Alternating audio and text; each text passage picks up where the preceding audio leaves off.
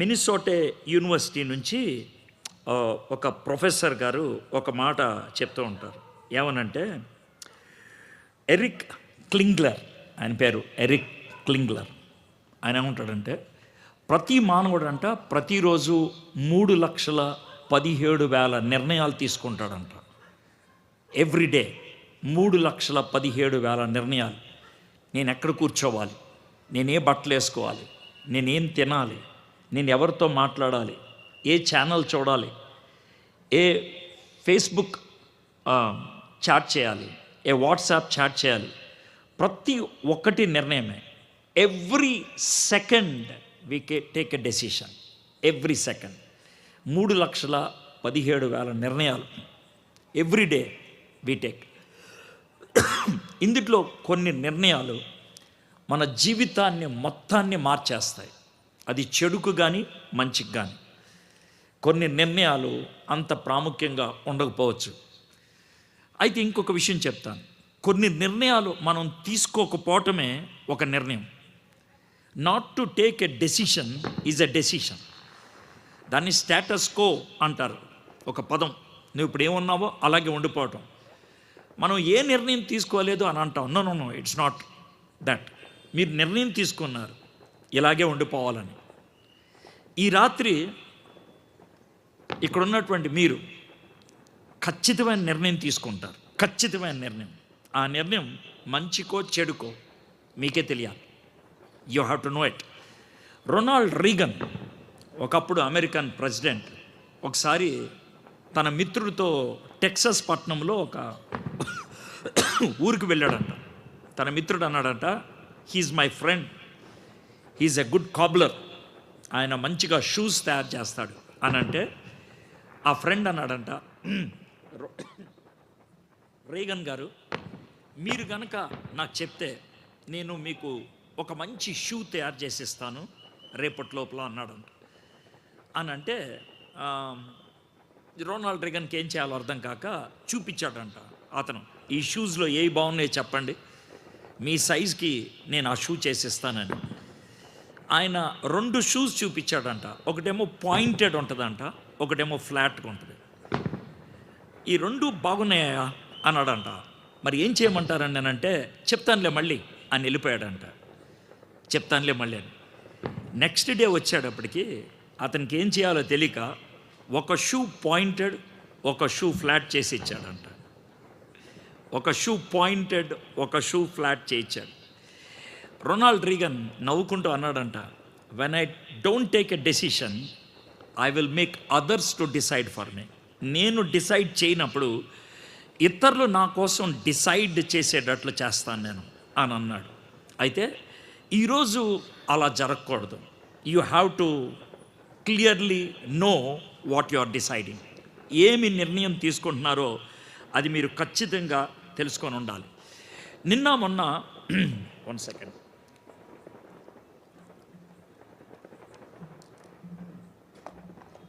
మొన్న మనం రూతు గ్రంథంలో రూతు అనేటువంటి క్యారెక్టర్కి బ్యాక్గ్రౌండ్ చూసాం. 2 days గ్రంథానికే బ్యాక్గ్రౌండ్ చూసాం. మొదటి రోజు. రెండో రోజు నయోమి ఏ విధంగా బెత్లెహేముకి తిరిగి రావాలని నిర్ణయం తీసుకుందో దాని గురించి చూసాం. ఈరోజు మెయిన్ క్యారెక్టర్ దగ్గరికి వస్తున్నాం, రూతు. ఆ రూతు గురించి మనము ధ్యానం చేయబోతున్నాం. నయోమికి దేవుడు ఇన్ఫర్మేషన్ పంపించాడు. రాక్ బాటమ్ లైఫ్కి వెళ్ళిపోయింది. తన జీవితం అగాధ స్థితుల్లోకి వెళ్ళిపోయింది. చాలా పెయిన్ఫుల్గా ఉంది. బతకటమే కష్టం అనిపిస్తుంది. అలాంటి కింద స్థితికి వెళ్ళినప్పుడు దేవుడు చొరవ తీసుకున్నాడు. God took initiation and gave information. దేవుడు చొరవ తీసుకొని నయోమికి సమాచారం పంపించాడు. దాన్ని ఆధారం చేసుకొని మీకు చెప్పాను. దేవుడు చాలా సందర్భాల్లో రైట్ మూమెంట్ కోసం వెయిట్ చేస్తాడు. ఏ రైట్ మూమెంట్? మనం వినగలిగే స్థితికి ఆయన వెయిట్ చేస్తాడు.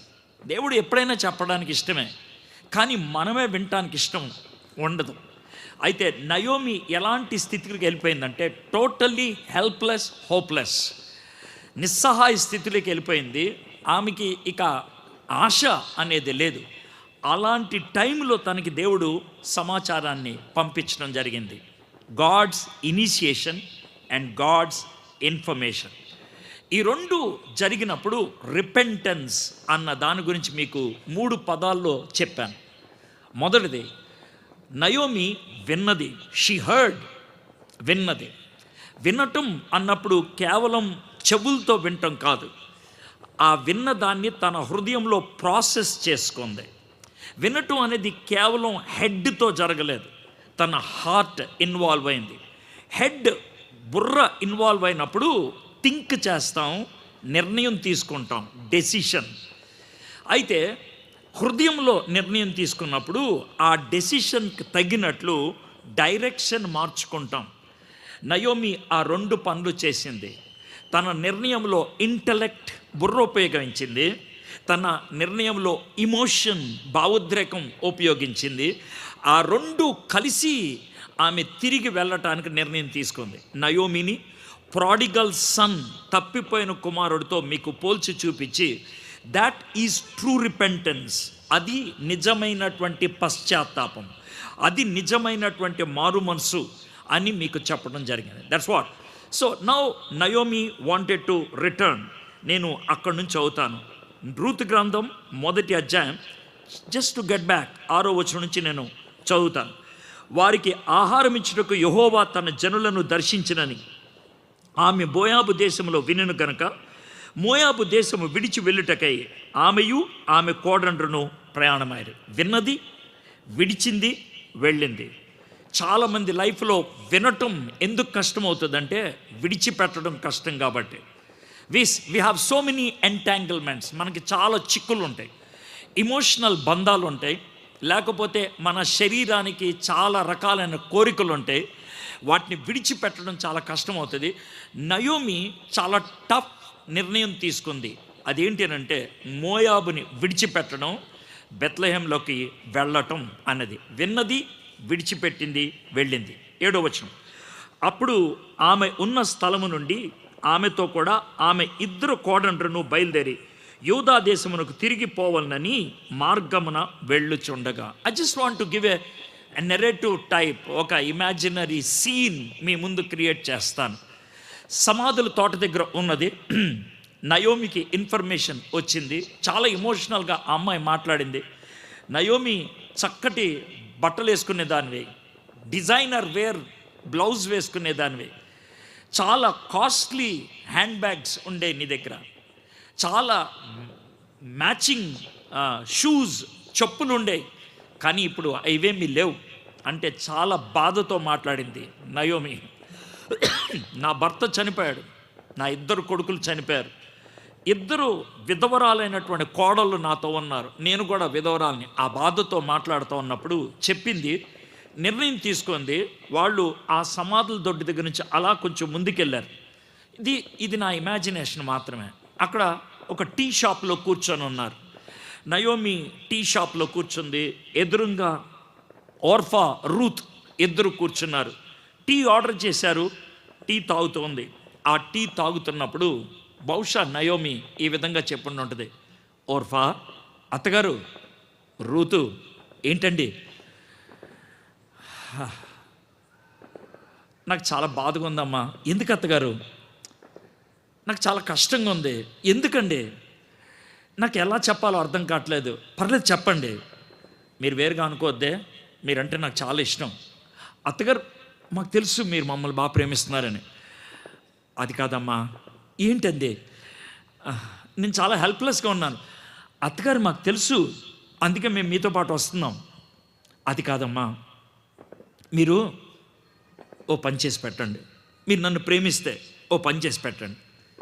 మీ భర్తల్ని ప్రేమిస్తున్నట్లయితే ఒక పని చేసి పెట్టండి. చెప్పండి అత్తగారు, మీరేం చెప్తే మేము అది చేస్తాను.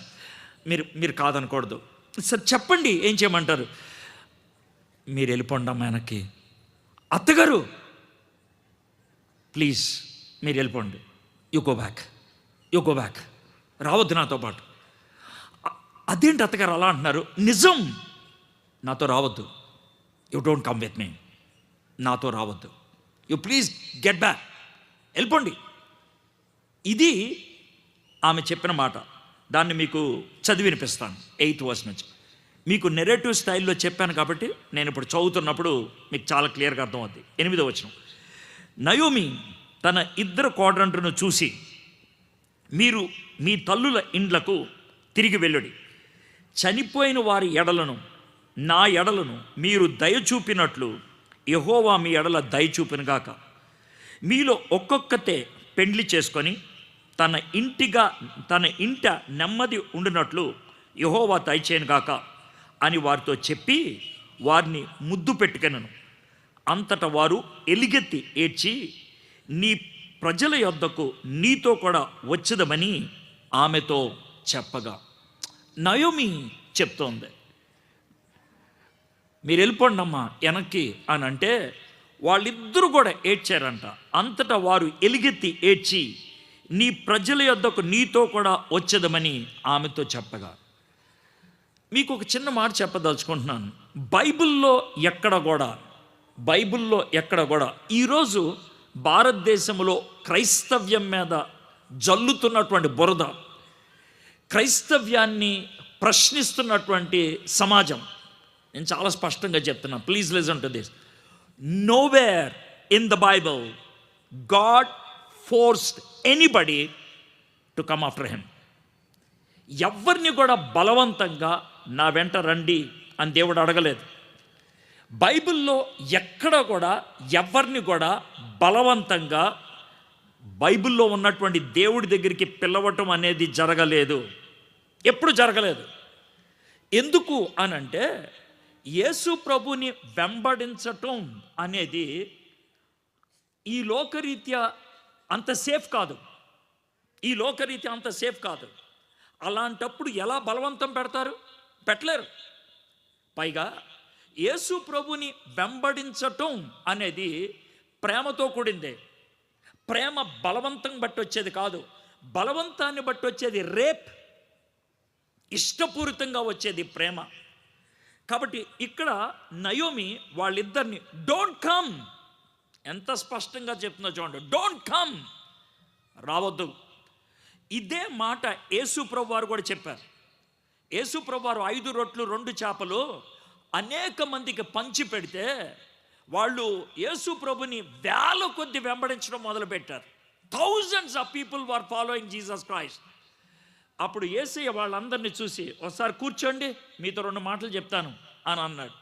అందరూ చేతులు కట్టుకొని కూర్చున్నారు. అప్పుడు యేసు ప్రభు వారు అన్నారు, అయ్యా మీలో ఎవరైనా నన్ను వెంబడించగోరినట్లయితే, I want to tell you one thing, చాలా క్లియర్గా చెప్తున్నాను, వాళ్ళు ఈ 2 పనులు చేయాలి. 2 పనులు చేస్తే మీకు ఇష్టమైతే నన్ను వెంబడించండి, లేదనంటే దయచేసి మీరు వెనక్కి వెళ్ళిపోండి అని యేసయ్య డైరెక్ట్గా చెప్పాడు. ఏంటండి?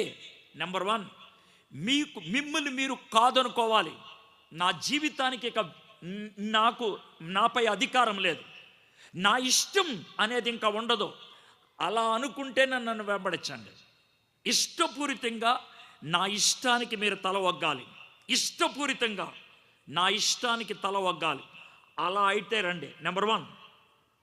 నెంబర్ 2, మీరు సిలువను, మీ సిలువ అంటే ఏంటి తెలుసా?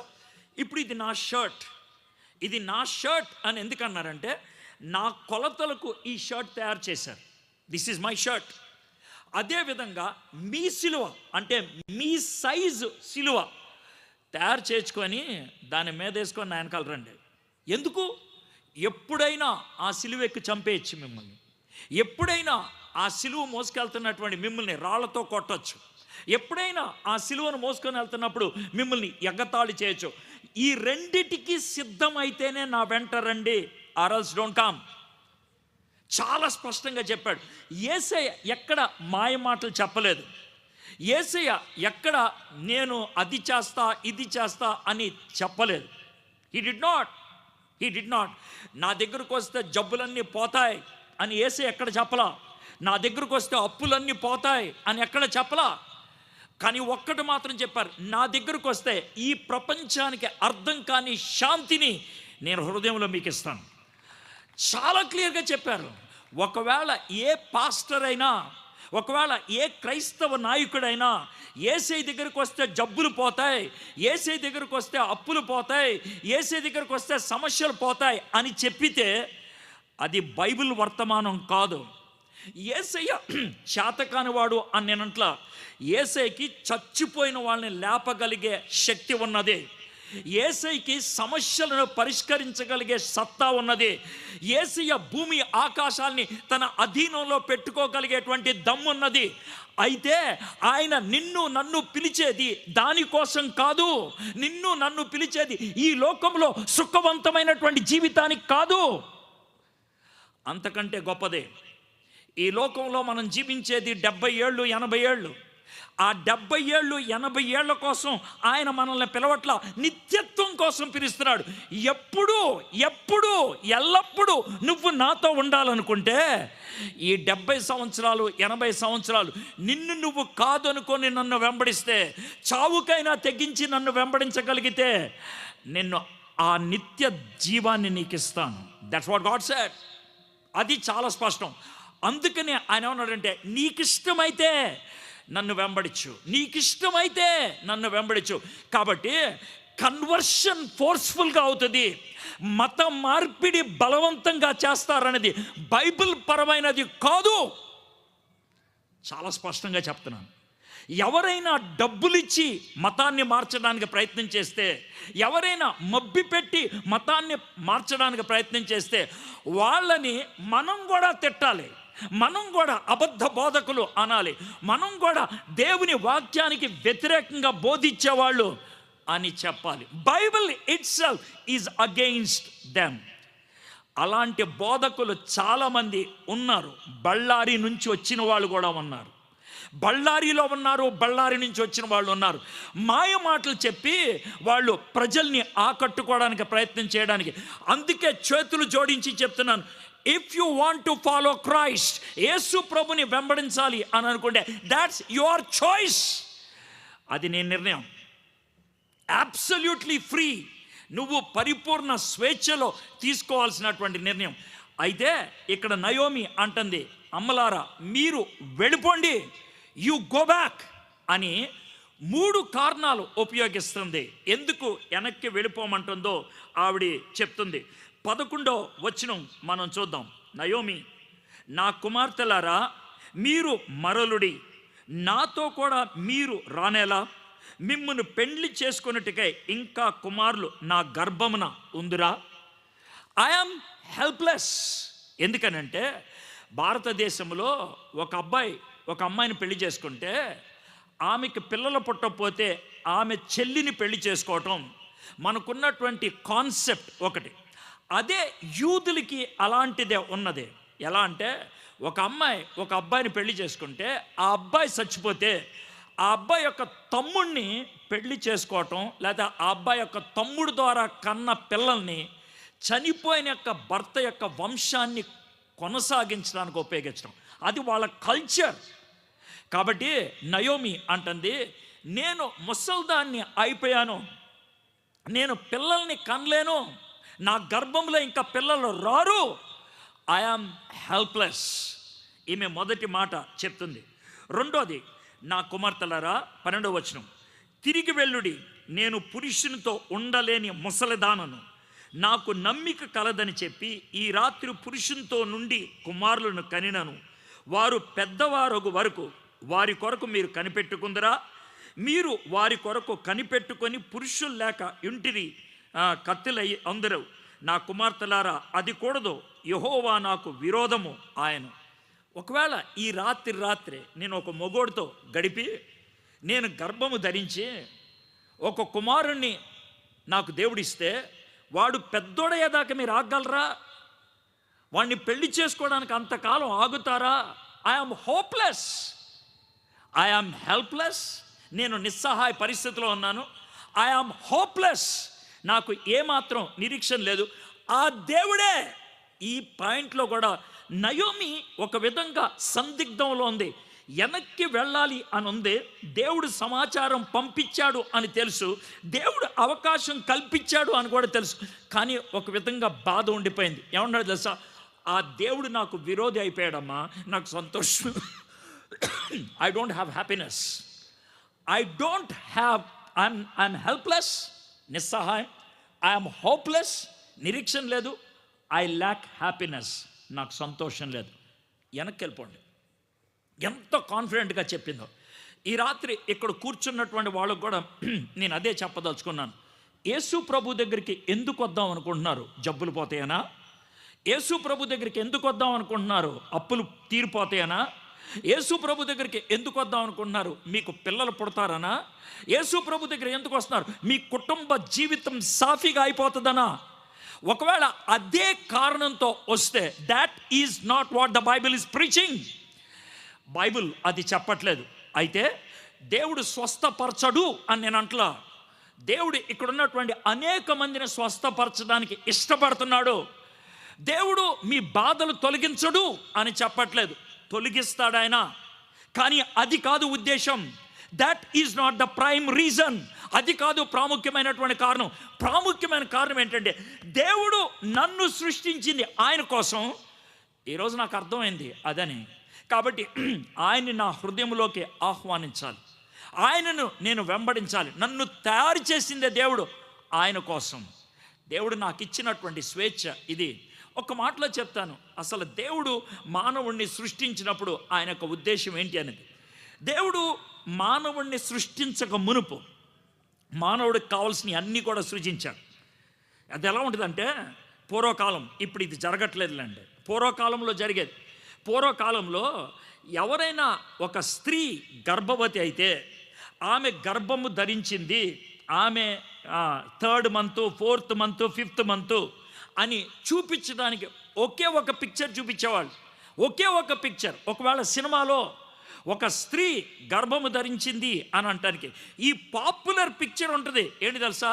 ఆవిడ కుర్చీలో కూర్చొని ఉంటుంది, ఈ పక్కన 2 థ్రెడ్లు ఉండేటువంటి ఉంటుంది, ఆవిడ చేతుల్లో 2 పుల్లలు ఉంటాయి, ఆవిడ స్వెటర్ అల్లుతూ ఉంటుంది.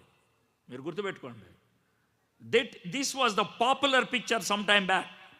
ఇప్పుడు మనకి స్వెటర్లు అల్లే అంత టైం లేదు కాబట్టి కొనుక్కొస్తాం మనం. జస్ట్ బాండ్ అని షాపులు తెరిచారు, ఫస్ట్ బేబీ, ఫస్ట్ క్రై ఇలాంటి షాపులు తెరిచారు. అక్కడికి వెళ్ళి కొనుక్కు తెచ్చుకుంటాం. ఇదివరకు అలా కొనుక్కు తెచ్చుకునే వాళ్ళు కాదు, అల్లేవాళ్ళు. వాళ్ళు బాబు పుట్టకముందే, పాప పుట్టకముందే ఆ పాపకి స్వెటర్ అల్లేసేవాళ్ళు, ఆ పాపకు కావాల్సిన నాపీలు కుట్టేసేవాళ్ళు, ఆ పాపకు కావాల్సినటువంటి మంకీ క్యాపులు తయారు చేసేవాళ్ళు. ఇవన్నీ రెడీ అయిపోయాయి. ఆ తర్వాత పాప ఎంటర్ అయ్యేది. సేమ్ వే దేవుడు ఏం చేశాడంటే విశ్వములో కావాల్సిన అన్నిటినీ సృష్టించాడు ఆయన, ఎవ్రీథింగ్, సమస్తాన్ని. చివరికి మానవుణ్ణి సృష్టించాడు. మానవుణ్ణి ఒక్కడే చేయలా, స్త్రీని గాను పురుషుగాను సృజించాడు. వారిద్దరూ ఒక కాంబినేషన్, వాళ్ళిద్దరూ ఒక యూనిట్. ఆ విధంగా సృజించాడు. సృజించావన్నది తెలుసా? బాబు, ఈ విశ్వానికి నువ్వు రాజువే, అమ్మా ఈ విశ్వానికి నువ్వు రాణివే. You are the king and you are the queen. ఈ విశ్వాన్ని మీరు యాలండి, యు రూల్ దిస్ వరల్డ్. మీరు యాలటానికి నేను మీకు 4 ఇస్తున్నాను. 4. 1, మీకు సృజనాత్మకత ఇస్తున్నాను, క్రియేటివిటీ. కొత్త విషయాలు కనుక్కోవటం మీకు ఒక్కటే సాధ్యం. కోతికి మామిడికాయ ఇస్తే తిని ఊరుకుంటుంది, దట్స్ ఆల్ కోతి చేయగలిగేది. మనిషికి మామిడికాయని ఇస్తే వాడు ఎన్ని చేయగలుగుతాడు చూద్దాం. నెంబర్ 1, కోతిలాగా తినేసేవాడు ఉంటాడు, నెంబర్ 1. రెండోది, దాన్ని ముక్కలు కోసి పచ్చడి చేసే అమ్మాయిలు ఉంటారు. నెంబర్ 3, దాన్ని ముక్కలు కోసి ఆ రోజు తినేసే చట్నీ చేసుకునే వాళ్ళు ఉంటారు. నెంబర్ 3, దాన్ని జామ్ చేసుకొని బాటిల్లో పెట్టుకొని 6 నెలలు తినేవాళ్ళు ఉంటారు. దాన్ని ఇంకా స్క్వాష్ చేసి ఫ్రిడ్జ్లో పెట్టుకొని సంవత్సరం జ్యూస్ తాగే వాళ్ళు ఉంటారు. మామిడికాయని పచ్చడి చేయటం, చట్నీ చేయటం, స్క్వాష్ చేయటం, జామ్ చేయటం దేవుడు మనకిచ్చిన క్రియేటివిటీ. అది కోతికి తెలియదు. We are creative beings. నా కళ్ళు కనబడుతుందా అందుకే కళ్ళద్దాలు వేసుకున్నా. కోతి కళ్ళద్దాలు వేసుకునేది కేవలం సర్కస్లో. మనిషి కళ్ళద్దాలు ఎక్కడైనా వేసుకోగలుగుతాడు. ఇది మన క్రియేటివిటీ. మీరు కుర్చీ మీద కూర్చున్నారు మనుషులు కాబట్టి, మీరే కోతులైతే కొమ్మల మీద కూర్చునేవాళ్ళు. క్రియేటివిటీ. ఉన్నదాన్ని కావలసిన రూపంలో మార్చుకోవటం మనకున్న క్రియేటివిటీ. సోఫా సరిపోదని దానికో దుప్పటి కప్పారు తెల్లది, ఫ్రంట్ ఉన్న సోఫాలు ప్రత్యేకమైన. ఇది క్రియేటివిటీ, ఇది క్రియేటివిటీ. అర్థమైందా? ఆ కుర్చీ మీద కూర్చోవటమే, ఇక్కడ కూర్చోవడే ఫీలింగ్ వేరుగా ఉంటుంది ఇక్కడ కూర్చుంటే. That's all creativity. am I right or wrong? అదైనా కూర్చోదు, ఆ రాయి మీద కూర్చున్నా కూడా కూర్చోవటమే, కానీ క్రియేటివిటీ ఫీలింగ్ అంతే. That's all. అర్థమైందా? ఇది క్రియేటివిటీ. రెండోది దేవుడు మనకిచ్చింది రేషనాలిటీ. ఇది రైట్, ఇది రాంగ్ అని చెప్పగలిగి. మీకు రేషనాలిటీ ఉంది కాబట్టి చేతులు కట్టుకొని వింటున్నారు. మీరు చేతులు కట్టుకొని వింటున్నారు. ఎందుకు వింటున్నారు తెలుసా? వీడి చెప్పేది ఏంటి, వీడి చెప్పేది కరెక్ట్ కాదా, వీడి చెప్పేది నాకు సెట్ అవుద్దా లేదా, దాన్ని రీజన్ అంటారు. అది మీకు దేవుడు ఇచ్చాడు. ఇక మూడోది దేవుడు నైతికత ఇచ్చాడు, మొరాలిటీ. తప్పు చేస్తే భయం వేస్తుంది. చిట్టి చిలకమ్మ అమ్మ కొట్టిందా, తోటలోకి వెళ్ళావా, పండు తెచ్చావా, గుట్లో పెట్టావా, గుటుక్కుమన్నావా. ఇది చిన్నప్పుడు విన్న పద్యం. ఈ పద్యంలో మనం నేర్చుకునేటువంటి కాన్సెప్ట్ ఏంటి తెలుసా? చిట్టి చిలకమ్మ అనే ఒక అందమైన పాప ఉంది. ఆ అందమైన పాపని వాళ్ళ అమ్మ కొట్టింది. ఎందుకు కొట్టింది? అదేదో ఎలా పని చేసింది, లేకపోతే ఎందుకు కొడుతుంది? అందుకని అది తోటలోకి పారిపోయింది. అది విజిట్ కాదు, రన్నదే. తోటలోకి వెళ్ళి అటు ఇటు చూస్తా అంటే ఒక జాంకాయ కనబడింది, దాన్ని కోసింది. దాన్ని దొంగతనం అంటారు. నీకెవడు చెప్పాడు రా? అందుకే గూట్లో దాచిపెట్టింది. లేకపోతే గూట్లో దాచిపెట్టాల్సిన పని ఉంది. ఆ గూటి దగ్గరే నిల్చుంది. వాళ్ళమ్మ కూడా అటు ఇటు తిరుగుతుంది. ఆమెకి టెన్షన్ ఎక్కువైపోయింది. ఎవరికి? చిట్టి చిలకమ్మకి. అమ్మకి జాంకాయ కనబడితే ఇప్పుడు డబుల్ షాట్ తగ్గుతుందని ఎవ్వడికి కనబడకుండా గుటుక్కుని మింగేసింది. కడుపులోకి వెళ్తే తెలియదని. ఇది చిన్న పిల్లలకి దగ్గరుండి నేర్పిస్తావు. నీకు తెలుసో తెలియదు, నీకు భయం ఉంటుంది, అపరాధ భావం ఉంటుంది. దాన్ని అధిగమించడానికి చేయాల్సిన ఏదో పని ఇదని నేర్పిస్తున్నావు. నీకు తెలుసో లేదో? It's the dirtiest rhyme you are teaching to your child. How to run away from guilt. Johnny. Yes, Papa. Eating sugar. No, Papa. Telling lies. No, Papa. Open your mouth. Ha, ha, ha. నవ్వింది జానియా వాళ్ళ నాన్న? అది ఎవడు చెప్పడం మనకి? హహహా అని మనకు తెలుసు. జానీ నవ్వాడా, వాళ్ళ నాన్న నవ్వాడా? ఒకవేళ వాళ్ళ నాన్న నవ్వితే ఎందుకు నవ్వుంటుంది? అరే బచ్చాగా, నీ నోట్లో షుగర్ ఉందని నాకు తెలీదా అని నవ్వు ఉండాలి. కానీ అదై ఉండదు. జానీ నవ్వాడు. ఎందుకు నవ్వాడు తెలుసా? మింగేసి చూసావా నా నోట్లో ఏదని మాయ చేసి. అంటే అర్థమైంది తెలుసా? డాడీ నిన్ను కూడా మాయ చేయగలిగేవాడిని నేను. ఇది మొరాలిటీకి సంబంధించిన విషయం. మనలో నైతికత రోజుకి పడిపోతుంది. కానీ బట్ వీఆర్ మోరల్ బీయింగ్స్. అందుకే ఈరోజు ఈ మాటలు వింటున్నప్పుడు మీలో కాస్త బాధ కలుగుద్ది. మీకున్నటువంటి మనస్సాక్షి ఉంటుందే, అది మీకు నొప్పిని కలిగిస్తుంది. మనస్సాక్షి మిమ్మల్ని నిలబెట్టి అడుగుద్ది, నువ్వు చేసిన తప్పు కదా అని. ఎందుకనంటే మనం మోరల్ బీయింగ్స్ కాబట్టి. 3 చెప్పాను. క్రియేటివిటీ, కొత్త విషయాలు కనుక్కోవటం. రేషనాలిటీ, రైటు రాంగ్ చెప్పటం. మొరాలిటీ, గుడ్ బ్యాడ్ చెప్పటం. 4వది, ఈ 3 పనిచేయడానికి దేవుడు మనకి స్వేచ్ఛనిచ్చాడు. స్వేచ్ఛ అంటే ఏంటి? నీకు ఇష్టం వచ్చింది చేయటమా? కాదు. చాలామంది ఏమనుకుంటారంటే స్వేచ్ఛ అంటే నీకు ఇష్టం వచ్చింది చేయటం అని. నో. అయితే ఒక ఆయన ఇచ్చినటువంటి నిర్వచనం నాకు బాగా నచ్చింది. స్వేచ్ఛ అంటే ఏంటో చెప్తానన్నాడు. ఏమన్నా తెలుసా? కుక్కకు ముందు అన్నం పెడితే కుక్క ఏం చేస్తుంది? తినేస్తుంది. It eats. అయిపోయింది. అది స్వేచ్ఛ అంటారా? నాకు తెలియదు, మరి మీరే ఆలోచించండి. అది స్వేచ్ఛ అంటారు. నా ఉల్లెక్కట్ చేసి మిమ్మల్ని ప్రశ్న అడుగుతున్నా. మీ లైఫ్లో ఎప్పుడైనా ఇలా జరిగిందా? ఏంటనంటే మీ ముందు మీకు ఇష్టమైన అన్నం ఉంది, మీ ముందు ఇష్టమైనటువంటి కూర ఉంది, కానీ మీరు కూర్చొని నాకు అన్నం వద్దు అన్న సందర్భాలు ఉన్నాయా? ఉంటాయి. ఎందుకు అనవద్దు అని అన్నారు? నేను అనే మాట తీరును బట్టి మీకు అర్థమైపోయింది. నాకు అనవద్దు అని ఎందుకు అన్నావంటే, అన్నం పెట్టిన అమ్మ మీద కోపం ఉంది కాబట్టి. నీకు అన్నం తినాలని ఉందా? ఉంది. ఆకలేస్తుందా? ఆకలేస్తుంది. నీకు అన్నం తినటానికి స్వేచ్ఛ ఉందా? ఉన్నది. అయినప్పటికీ తినకుండా ఉండాలనుకున్నావు తెలుసా? అది నీ స్వేచ్ఛ. నువ్వు ఇది తినగలవు, కానీ తినకుండా ఉండాలని నిర్ణయించుకున్నావు. That is your freedom. That is exercising freedom. ఏదైతే చెయ్యకూడదు అనుకుంటున్నావో, చెయ్యకుండా ఉండగలిగితే దాన్ని ఫ్రీడమ్ అంటారు. ఏదైతే చెయ్యకూడదో చెయ్యకుండా ఉండగలిగితే దాన్ని ఫ్రీడమ్ అని అంటారు. ఎప్పుడైతే చెయ్యకూడదు అనుకున్నది చేస్తావో గిల్టీ ఫీల్ అవుతావు. దేవుడు ఈ 4 ఇచ్చాడు మనకి. We are human beings. తనలాగా మనల్ని తయారు చేసుకొని ఈ తాళాలు మన చేతిలో పెడితే, చూడండి ఆదాము అవ్వలు ఏం చేశారు? వాళ్ళు ఏం చేశారు తెలుసా? వాళ్ళు ఫ్రీడమ్ని పోగొట్టుకున్నారు. ఫ్రీడమ్ని పోగొట్టుకున్నారు.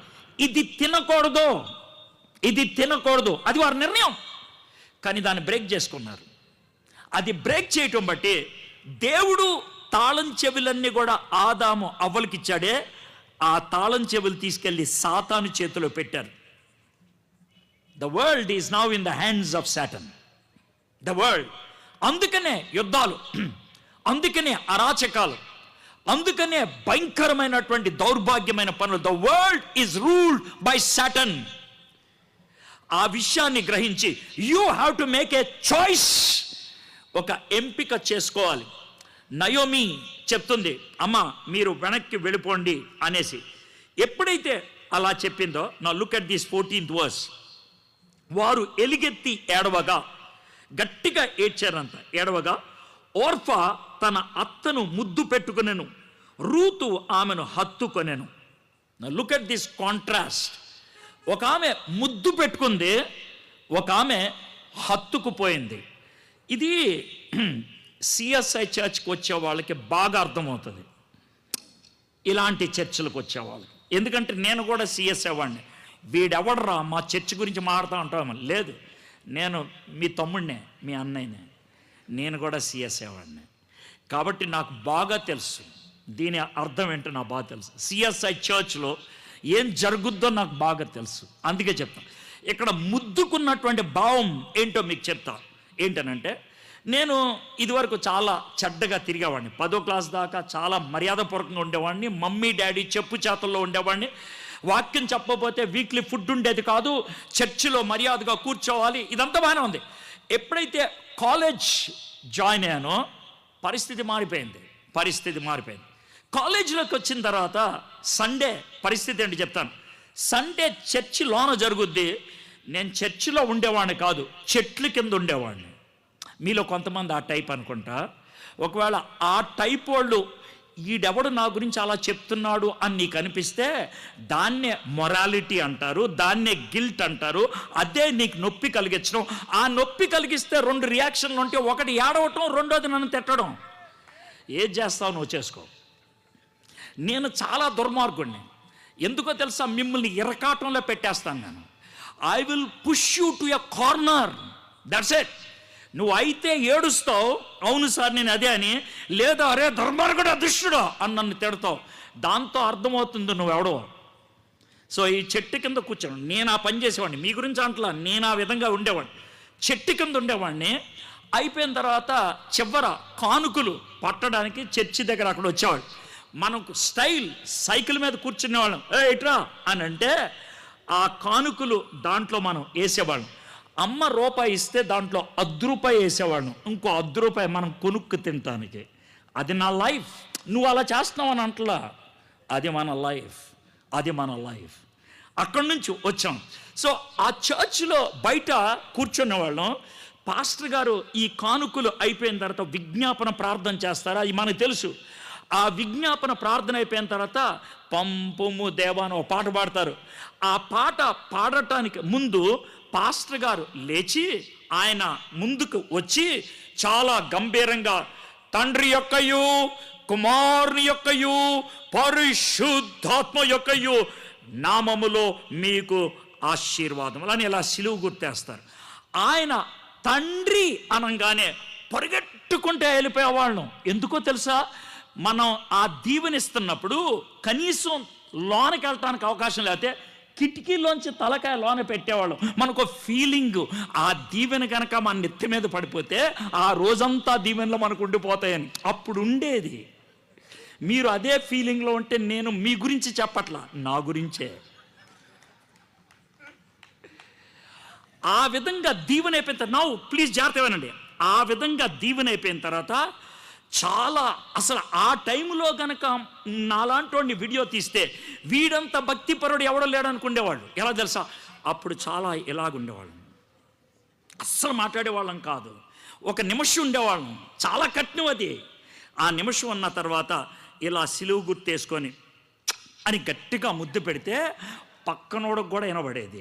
అంతగా ముద్దు పెట్టి ఆ కొంచెం దూరం వెళ్ళిన తర్వాత అప్పుడు దాకా పాడిన పాట మార్గము చూపుము ఇంటికి ముద్దు పెట్టిన తర్వాత అత్తోరింటికి దారి సినిమా టికెట్ దొరుకుద్దా అని అడిగేవాళ్ళం.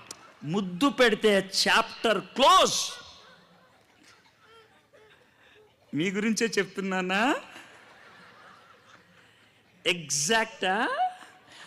సారీ, నా గురించి చెప్పుకుంటున్నా. It's my story. Straight away church నుంచి సినిమా హాల్కి వెళ్ళి సినిమా చూసి బిర్యానీ తిని హోటల్లో ఇంటికి వెళ్తే హాయిగా ఉండేది. చర్చికి వెళ్ళావా? వెళ్ళా. ప్రార్థన చేసుకున్నావా? ఆశీర్వాదాలు వచ్చాయి.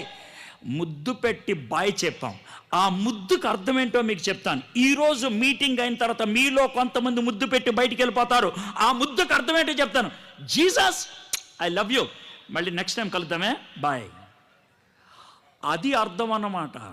అది అర్థం. యేసు ప్రభుని లేకపోతే దేవుణ్ణి చర్చిలో పెట్టి చర్చికి తాళం వేసి తాళం చెవులు జోబులో పెట్టుకొని నువ్వు లోనున్నావు తీస్తే కానీ బయట రాలో. బయట నా ఇష్టం. I live my life. Orpah kiss పెట్టింది లవ్తో కాదు, కిస్సు పెట్టింది గుడ్ బై చెప్పటానికి. Good bye. బైబిల్లో ఇంకొక ఆయన అలాంటి కిస్ పెట్టాడు. ఎవరో తెలుసా? ఇస్కరియోత్ యోధా. ఎవరికో తెలుసా? సాక్షాత్తు యేసు ప్రభుకి ముద్దు పెట్టి ఎత్తనేరా వేసేయండి అని అన్నారు. మనం ఇస్కరియోత్ యోధా టైప్, ఓర్ఫా టైప్ కిస్సు పెట్టి వెళ్ళిపోతారు ఈ రాత్రి ఇక్కడ నుంచి కొంతమంది. నేను మిమ్మల్ని బలవంతం పెట్టట్లేదు. That's your choice. అది మీ ఎంపిక. That's your decision. అది మీ నిర్ణయం. But there will be some people, కొంతమంది ఉంటారు, వాళ్ళు ఏం చేస్తారు చూద్దాం. 14వ వచనం. వారు ఎలుగెత్తి ఏడవగా ఓర్పా తన అత్తను ముద్దు పెట్టుకున్నాను, రూతు ఆమెను హత్తుకున్నాను. రూతు ముద్దేం పెట్టుకోవాలా, అత్తగారిని గట్టిగా పట్టుకొని నేను నిన్ను వదలపెట్టా, I don't want to leave you, నేను నీతోనే వస్తాను. That is what Ruth says. ఈ రాత్రి నేను మీకు వినిపించేటువంటి ఈ బైబిల్ మాటలు ముద్దు పెట్టుకొని వెళ్ళిపోతావా, లేదా గుండెల్లో దాచుకొని దానికి అనుగుణంగా జీవిస్తావా? మీలో కొంతమంది బైబిల్ని అని ముద్దు పెడతారు. That's very dangerous. ఎందుకు సార్ అని అంటే, బైబిల్ను ముద్దు పెట్టుకుంటే ఏమి రాదు, హత్తుకుంటే ఏమన్నా వస్తుంది. బైబిల్ దిండి కింద పెట్టుకుంటే ఏమి రాదు, గుండెల్లో పెట్టుకుంటే ఏమన్నా వస్తుంది. గుర్తుపెట్టుకోండి.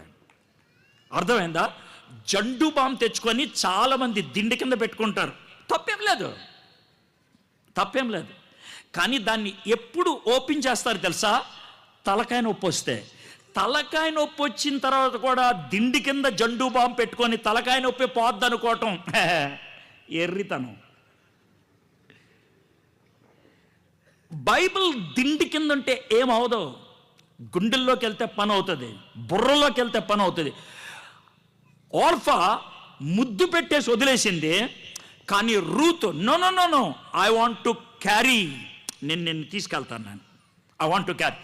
ఈ రాత్రి నేను చెప్పేటువంటి మాటలు, బైబిల్లోంచి చూపించేటువంటి మాటలు ముద్దు పెట్టుకొని వదిలేస్తావా, వాటిని వెంబడిస్తూ బతికేస్తావా, అది నీ ఇష్టం. It's your choice.